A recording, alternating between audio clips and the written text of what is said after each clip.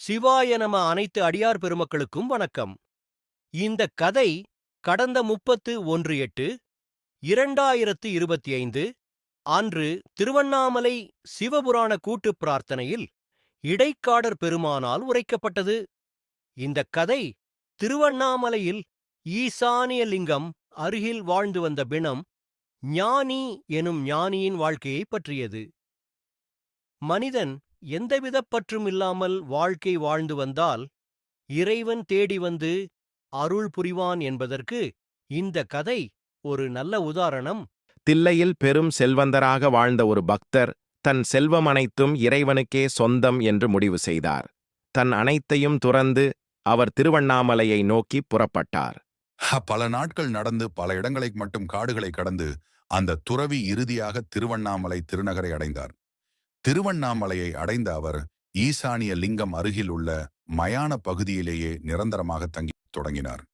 நீண்ட நாள் அங்கேயே அமர்ந்திருந்த துறவியை பார்த்து சுற்றியிருந்த மக்கள், யாரோ பைத்தியக்காரன் இங்கே வந்து உட்கார்ந்திருக்கிறான், திருடன் போல தெரிகிறதே என்று கூறி திட்டி கல்லால் அடித்தனர்.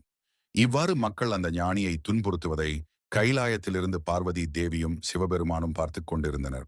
நாதா, அண்ணாமலையில் அந்த பக்தன் சதா நேரமும் உம்மையே எண்ணி தவமிருக்கிறானே. உலக மக்கள் அவனை திட்டிக் கொண்டிருக்கிறார்களே. நீர் சென்று அவனுக்கு அருள் புரியக்கூடாதா? ஈசன் ஒரு சாதாரணன் போல வேடமிட்டு அந்த அடியவரின் தவத்தை சோதிக்க புறப்பட்டார். யாரது? கண் தெரியாதவனே, குருடா, மிதித்து விட்டாயே!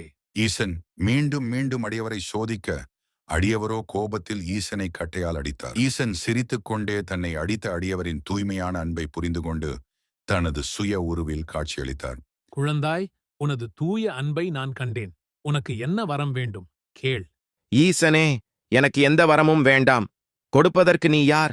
ஏற்கனவே அனைத்தையும் துறந்துவிட்டு வந்தவன் நான். எனக்கு நீ மட்டுமே வேண்டும்.